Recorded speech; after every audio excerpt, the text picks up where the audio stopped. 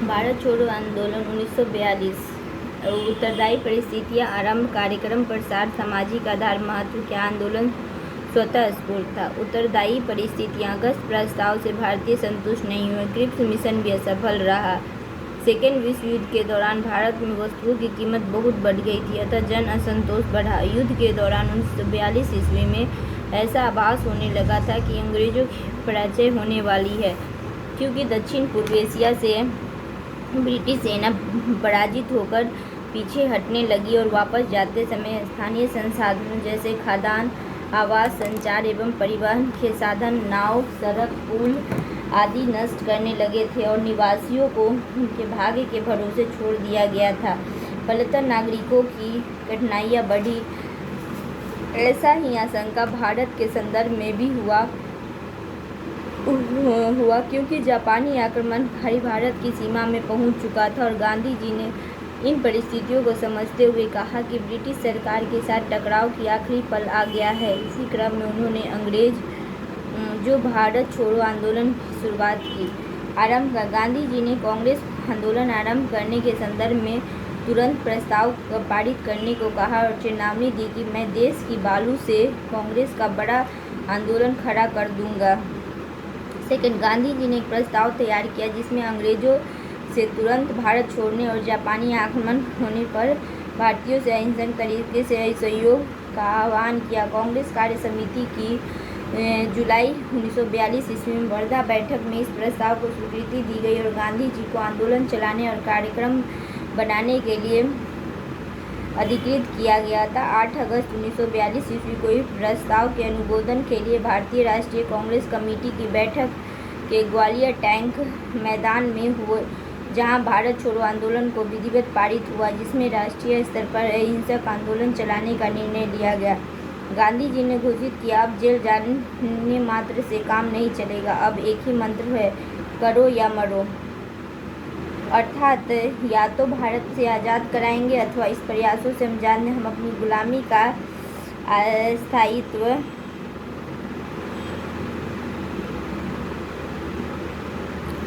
देखने के लिए जिंदा नहीं रहेंगे। इस दौरान गांधी जी ने विभिन्न वर्गों को स्पष्ट निर्देश दिया जो निम्नलिखित सरकारी कर्मचारी त्यागपत्र न दें और कांग्रेस के प्रति अपना निष्ठा घोषित करें। सैनिक सेना से त्यागपत्र न दे और भारतीयों पर गोली चलाने से इनकार कर दे।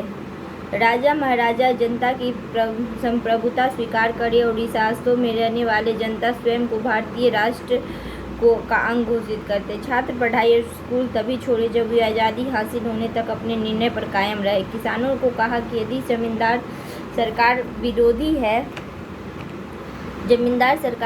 है तो पारस्परिक सहमति के आधार पर तय किया गया लगान अदा करे, किंतु यदि जमींदार सरकार समर्थक हो तो किसान लगान देना बंद करे, जिससे साहस हो और जो अपना सब कुछ दाव लगाने को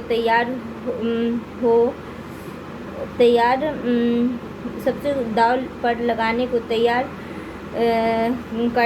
जमीन उसकी है जो उसे जोतता हो। इसी क्रम में गांधी जी ने कहा कि यदि नेता मौजूद न हो तो स्वयं सेवक अहिंसक तरीके से विवेकानुसार। इस तरह 1942 ईस्वी में गांधी जी ने एक मिजाज के साथ दिखाई देता है जहां वे सरकार के विरुद्ध लोगों के संघर्ष के लिए प्रेरित कर रहे थे और उनसे बलिदान की बात कर रहे थे। यहाँ गांधी जी की क्रांतिकारी छवि देखी जा सकती है।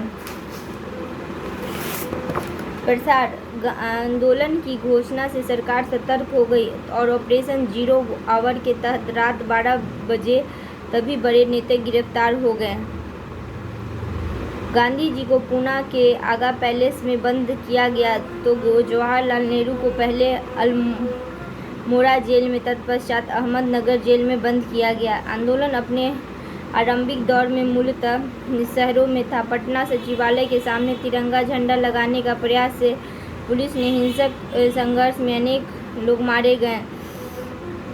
इसी तरह अहमदाबाद से मजदूरों की उग्र हड़ताल हुई, तब भारत ने स्टालिनग्राद कहा। आंदोलन अगस्त के मध्य तक ग्रामीण क्षेत्रों तक पहुंच गया। बलिया के पांडे ने समानांतर सरकार का गठन किया। उनकी सरकार ने स्थानीय जिलाधिकारी के सारे अधिकार छीन लिए और थाने पर नियंत्रण जेल में बंद कैदियों को रिहा कर दिया। बंगाल के मिदनापुर के तमलुक क्षेत्र में सतीश सावंत के नेतृत्व में एक जातीय सरकार राष्ट्रीय का गठन किया गया। यहाँ उन्हें एक 73 वर्षीय किसान महिला मातंगी हजारा का सहयोग मिला। इस सरकार ने सशस्त्र विद्युत वाहिनी दल का गठन किया और स्कूलों का अनुमोदन, आपस में समझौतों के लिए अदालतों का गठन किया। धनी लोगों को अतिरिक्त धन गरीबों में बांट दिया गया। महाराष्ट्र में सतारा में नाना पाटील के नेतृत्व में सबसे लंबे समय तक 1943 से चलने वाली समानांतर सरकार का गठन हुआ और इसे प्रति सरकार भी कहा गया और यहाँ वी चौहान प्रमुख नेता थे। सतारा की सरकार ने न्याय मंडल या जन अदालत का गठन की, शराबबंदी लागू की, गांव में पुस्तकालय खोले और गांधी विवाहों का, जिसके तहत विवाह आयोजन में कोई तर्क भड़क नहीं होती थी और इसे अस्पृश्य और अछूत माने जाने वाले जातियों को भी शामिल। इसी तरह मिदनापुर में लगे हुए क्षेत्र उड़ीसा में स्वराज पंचायत का गठन हुआ जो खाद्यान्न भंडारों पर नियंत्रित करती थी। उत्तरी बिहार और नेपाल की सीमा पर जयप्रकाश नारायण ने आंदोलन का, वस्तुतः जयप्रकाश नारायण एवं राम नंद मिश्र हजारीबाग जेल से भाग गए। यहाँ किसानों द्वारा कर्नाटक पद्धति से कार्यवाही की गई, अर्थात किसान के समय खेती और यहाँ किसान दिन के समय खेती और रात में तोड़फोड़ का कार्य करती थी। देश के विभिन्न भागों में भूमिगत कार्यवाही की गई। इसी क्रम में बम्बई में उषा मेहता ने गुप्त रूप से कांग्रेस रेडियो का संचालन किया। अदालतों आंदोलन में महिलाओं का उल्लेखनीय भूमिका रही। अरुणा आसफ अली, सुचेता कृपलानी जैसी महिलाओं ने आंदोलन का संरक्षण के साथ साथ लोगों को आंदोलन में भागीदारी। इसी तरह आंदोलन के दौरान स्कूल की छात्रा ने सड़क पर जुलूस निकाला। आंदोलन में किसानों की अत्यधिक भागीदारी रही। विद्यार्थियों और मजदूरों ने भागीदारी करते हुए स्कूल को बहिष्कार एवं कारखानों के तल की। मुस्लिम लीग इस आंदोलन से अलग रहे। हिंदू आंदोलन के दौरान सांप्रदायिक हिंसा का कहीं नामो निशान नहीं था। आंदोलन में कम्युनिस्ट शामिल नहीं रहे क्योंकि सेकेंड वर्ल्ड वार के दौरान सोवियत संघ मित्र राष्ट्रों के पक्ष में शामिल हुआ और ब्रिटेन के साथ मिलकर हिटलर के विरुद्ध कार्रवाई की। अतः सोवियत संघ से निर्देशित होकर कम्युनिस्ट पार्टी भारत छोड़ो आंदोलन का बहिष्कार कर रही थी। महत्व क्या है कि भारत छोड़ो आंदोलन भारतीय स्वतंत्रता आंदोलन के अंतिम चरण को रेखांकित। वस्तुतः आंदोलन ने गाँव से लेकर शहर तक ब्रिटिश सरकार को चुनौती दी। भारतीय जनता के अंदर आत्मविश्वास पर कई स्थानों पर बनी समानांतर सरकार से जनता के उत्साह में वृद्धि हुई। जनता ने उनका नेतृत्व स्वयं किया तो राष्ट्रीय आंदोलन परिपक्व चरण को संसूचित करता है। आंदोलन के दौरान बड़े पैमाने पर हिंसा हुई। सरकार ने इसके लिए कांग्रेस को दोषी ठहराया और गांधी से आंदोलनकारी की निंदा करते हुए माफ़ी मांगने को कहा, किंतु गांधी ने इनकार कर दिया और तर्क दिया कि इस हिंसा के लिए सरकार की दमनकारी कार्रवाई उत्तरदायी है। वस्तुतः उन्होंने हिंसा का समर्थन नहीं किया बल्कि हिंसा के लिए सरकार को जिम्मेदार बताते हुए इसकी निष्पक्ष जांच की मांग की। गांधी जी ने सरकारी दमन और हिंसा के विरोध में फरवरी 1943 में 21 दिनों का उपवास का व्रत रखा और गांधी के इस कदम से पूरे देश में व्यापक प्रतिक्रिया हुई। सरकार के विरुद्ध देश भर में प्रदर्शन और हड़ताल का आयोजन हुआ और कैदियों को तुरंत रिहा करने की मांग की गई। वायसराय की कार्यकारिणी परिषद में भारतीय सदस्यों ने त्यागपत्र दे दिया और गांधी जी ने फिर उपवास व्रत समाप्त कर दिया। क्या भारत छोड़ो आंदोलन स्वतः स्फूर्त आंदोलन था? 1922 में असहयोग आंदोलन, 1930 में सविनय अवज्ञा आंदोलन और भारत छोड़ो आंदोलन 1942 ईस्वी में।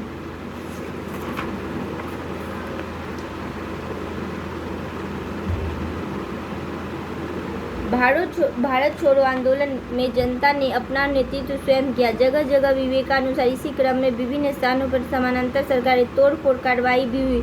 अतः हिंसा भूमिगत रहते हुए जनता की सरकार भी, अतः इस आधार पर स्वतः स्फूर्त आंदोलन कहा गया। वस्तुतः गांधीवादी आंदोलन के क्रम में भारत छोड़ो आंदोलन पहले के गांधीवादी आंदोलन के इस रूप में भिन्न दिखाई देता है कि यहाँ नियंत्रित जन आंदोलन की पत्ती दिखाई नहीं पड़ती। अतः पहले के गांधीवादी आंदोलन की तुलना में यह स्वतः स्फूर्त दिखाई देता है, किंतु मद्रास में जनता की भागीदारी स्वतः दिखती है, किंतु जनता को स्वतः स्फूर्त होने का अर्थात आंदोलन में स्वयं कार्य करने के लिए निर्देश तो 8 अगस्त की बैठक में ही दे दिया गया था, जहां कहा गया कि नेता को गिरफ्तार होने पर जनता अपना नेतृत्व स्वयं करे और विवेकपूर्ण कार्रवाई करे। इस दृष्टि से भारत चुनाव स्वतः स्फूर्त होने के लिए निर्देशित था। 1945 से 47 के बीच भारत प्लान तो क्या है कि बैबल योजना जून 1945, आज़ाद हिंद फौज के लिए किला मुकदमा नवंबर 1945, शाही भारतीय नौसेना फरवरी 1946, कैबिनेट मिशन 1946, प्रधानमंत्री इटली की घोषणा 20 फरवरी 1900 और माउंटबेटन प्लान 3 जून 1947। पीटी में जनरली 1940 से 47 की हिस्ट्री से जो ज़्यादा क्वेश्चन। बैबल योजना क्या है? तो भारत कांग्रेस और मुस्लिम लीग, मुसलमानों का एकमात्र दल था मुस्लिम लीग। वास्तविक प्रतिनिधित्व असफल, वजह क्या था? मोहम्मद अली। आज़ाद हिंद फौज, इसका गठन कैप्टन मोहन सिंह ने किया था। जापान विजयी, कैप्टन मोहन सिंह शामिल। ब्रिटिश पराजित, जापानी मेजर जनरल सलाह 1941 ईस्वी में सुभाष। जर्मनी, हिटलर समाजवादी विचार। 1943 रूस पर आक्रमण हो चुका था। 1943 में मलेशिया में पहुंचे रास बिहारी बोस यहीं थे। और गठन आज़ाद हिंद सरकार, राष्ट्रपिता का सर्वप्रथम संबोधन सुभाष चंद्र बोस ने किया था। बैबल प्लान, वायसराय बैबल ने 1945 ईस्वी में एक राजनीतिक सुधार की योजना प्रस्तुत की, जिसे बैबल प्लान कहा जाता है। इस योजना के अनुसार वायसराय कार्यकारिणी का पुनर्गठन किया और इस उद्देश्य से राजनीतिक नेताओं को जेल से रिहा किया गया। जून 1945 ईस्वी में शिमला में एक सम्मेलन बुलाया गया। वस्तुतः ब्रिटिश सरकार इस राजनीतिक सुधारों के लिए उत्साहित थी। 1945 ईस्वी में ब्रिटेन में चुनाव होने वाले थे और वहाँ की सरकार ये प्रदर्शित में भारत में समस्या समाधान के प्रति बैबल प्लान के निम्नलिखित प्रावधान बनाए गए। वायसराय एवं कमांडर चीफ को छोड़कर वायसराय की कार्यकारिणी के सभी सदस्य भारतीय होंगे। परिषद में हिंदुओं और मुस्लिमों की संख्या बराबर रखी जाएगी। वायसराय वीटो पावर का उपयोग का प्रयास नहीं करेगा। इस योजना के संदर्भ में मुस्लिम लीग चाहती थी कि उसे ही भारत के मुसलमानों का एकमात्र प्रतिनिधि बनाया जाए और वायसराय की कार्यकारिणी में मुस्लिम लीग को बाहर का कोई मुस्लिम नहीं होना चाहिए। दूसरी तरफ कांग्रेस ने इस सूची के लिए दो मुस्लिम सदस्य मौलाना आज़ाद एवं अब्दुल गफ्फार खां को नियुक्त किया, जिनका जिन्ना ने विरोध किया था। वायसराय बैबल जिन्ना की आपत्ति को देखते हुए सम्मेलन में असफल कहकर समाप्त घोषित कर दिया।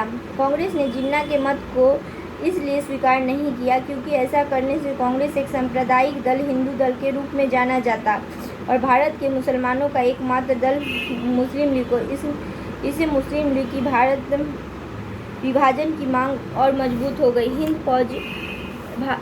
आज़ाद हिंद फौज भारतीय राष्ट्रीय सेना आईएनए की स्थापना 1942 ईस्वी में कैप्टन मोहन सिंह ने की थी। वस्तुतः जापानी मेजर पूंजीवारा ने मोहन सिंह को और उसके गठन का विचार किया। उसने मोहन सिंह से कहा कि भारत की स्वतंत्रता के लिए जापानियों के साथ मिलकर कार्य किया। वस्तुतः मोहन सिंह ब्रिटिश सेना में एक भारतीय सैन्य अधिकारी थे और जब ब्रिटिश सेना दक्षिण पूर्व एशिया के पीछे हट रही थी तो मोहन सिंह जापानियों के साथ हो गए। इसी क्रम में 1 सितंबर 1942 ईस्वी को मोहन सिंह और आज़ाद हिंद फौजन का प्रथम डिवीज़न किया गया। आज़ाद हिंद फौज का दूसरा चरण उस समय आया जब सुभाष चंद्र बोस 2 जुलाई 1900 सिंगापुर पहुंचे और यहां से उन्होंने दिल्ली चलो का नारा। यहाँ रास बिहारी बोस ने उन्हें सहयोग दिया। अतः सुभाष चंद्र बोस ने 21 अक्टूबर में आज़ाद हिंद फौज के नाम पर एक अस्थायी सरकार का गठन। इसका मुख्यालय सिंगापुर के अलावा रंगून म्यांमार में भी बनाया गया। सुभाष की इस सरकार ने ब्रिटेन और अमेरिका के विरुद्ध युद्ध की घोषणा की और गांधी, नेहरू एवं सुभाष नामक सैन्य टुकड़ी का तो महिला के लिए रानी झांसी रेजिमेंट का गठन किया। 6 जुलाई 1944 ईस्वी में सुभाष ने एक रेडियो संदेश में कहा कि भारत की स्वतंत्रता के लिए अंतिम युद्ध शुरू हो चुका है। हमारे राष्ट्रपिता गांधी भारतीय स्वतंत्रता के लिए इस युद्ध में आपका आशीर्वाद चाहिए। शाहनवाज खां के नेतृत्व में आईएनए की सैन्य टुकड़ी पर जापानियों के साथ मिलकर भारत बर्मा सीमा पर हमला किया और करने के लिए इम्फाल भेजी गई। मणिपुर में किंतु जब जापानियों ने वर्ल्ड वार में पराजय होने लगी तो इनके लिए यानी के सैनिकों को भी आत्मसमर्पण करना पड़ा। लाल किला मुकदमा। आज़ाद हिंद फौज के युद्धबंदी सैनिकों पर सरकार द्वारा लाल किले पे मुकदमा चलाया गया। यहाँ फौज ने शाहनवाज खां, गुरुबख्श सिंह ढिल्लों, प्रेम कुमार सहगल को एक ही कटघरे में खड़ा रखा। नेहरू की सरकार से इस गुमराह देशभक्तों के प्रति उदारता दिखाने की अपील करी। इसी क्रम में कांग्रेस ने सैनिकों को बचाव हेतु एक आज़ाद हिंद फौज समिति का गठन किया। लाल किले मुकदमे से बचाव के पक्ष में भूलाभाई देसाई कर रहे थे। नेहरू ने इस दौरान 25 वर्ष पश्चात काली कोट पहनी।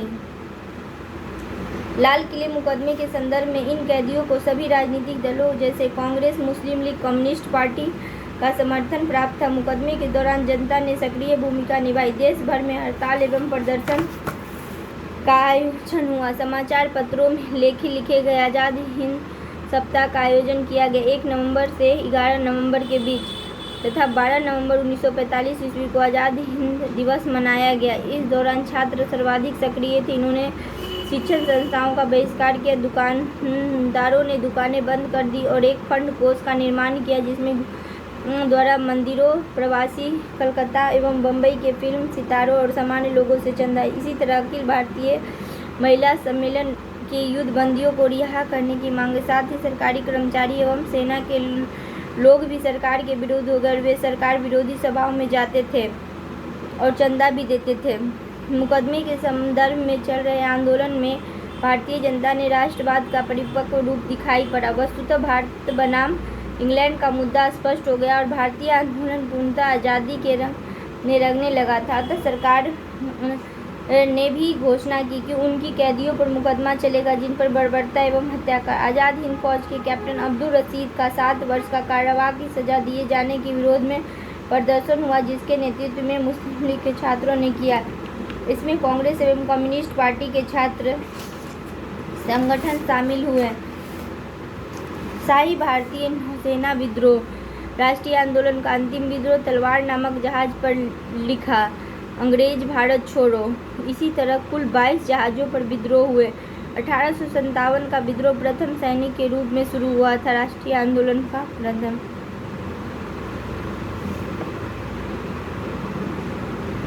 बॉम्बे बंदरगाह पर खड़े हुए नौसेना प्रशिक्षण जहाज तलवार पर नाविकों ने ब्रिटिश नस्लवादी व्यवहार एवं सुविधा में कमी के मुद्दे पर ब्रिटिश सरकार का विरोध किया। इसी क्रम में नाविक बीसी दत्त ने तलवार की दीवारों पर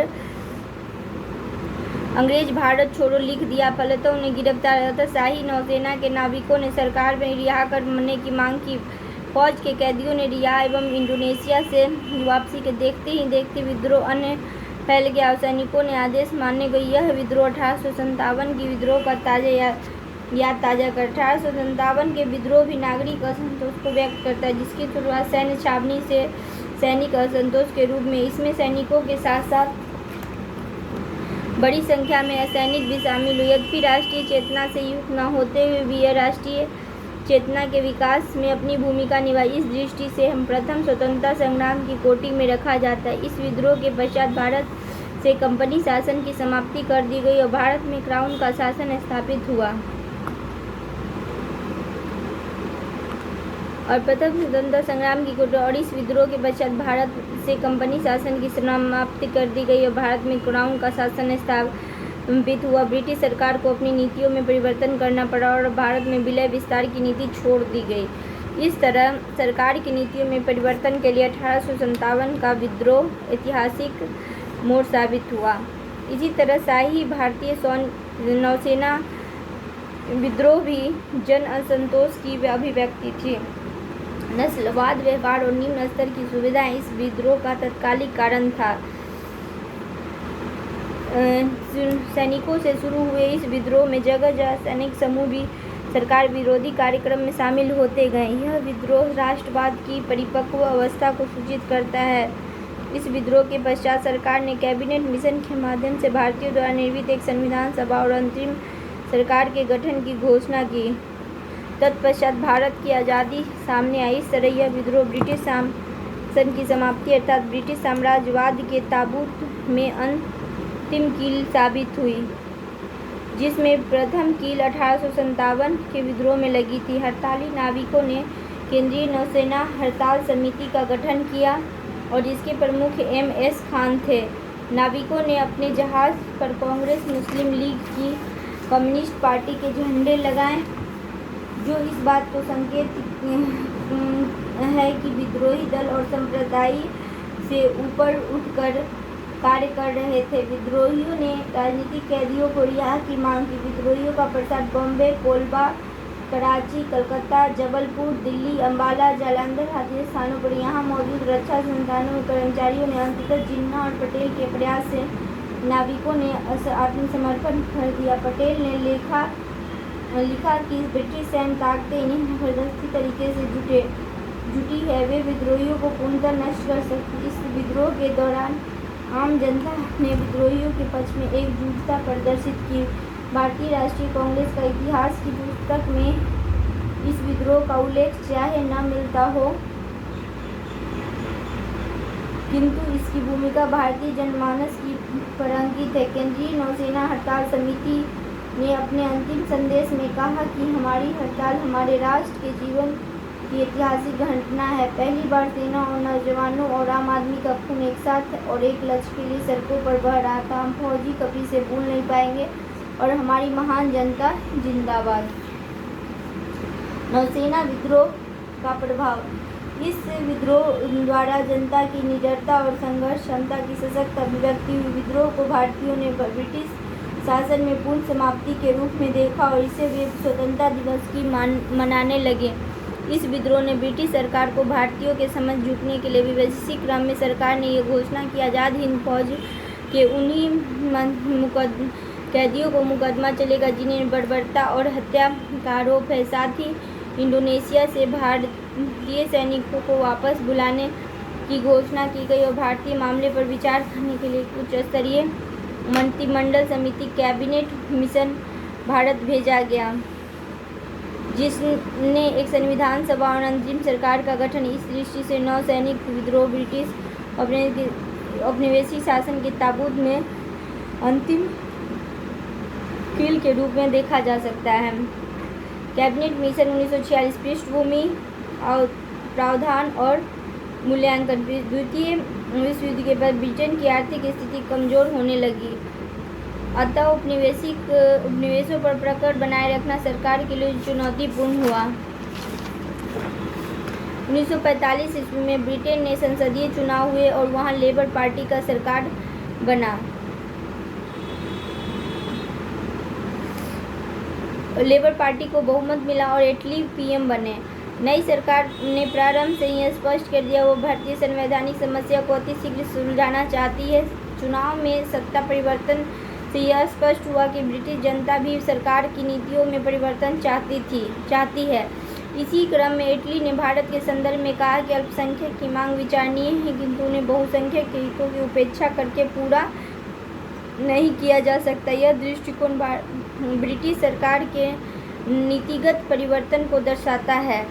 इसी क्रम में 1946 में ब्रिटिश सरकार ने 3 सदस्यीय कैबिनेट मिशन भारत भेजने की घोषणा की, जिसमें शामिल थे भारत सचिव पैंथिंग लॉरेंस, वेबकार्ड बोर्ड के अध्यक्ष स्टेफर्ड क्रिप्स और ब्रिटिश नौसेना प्रमुख A.V. अलेक्जेंडर।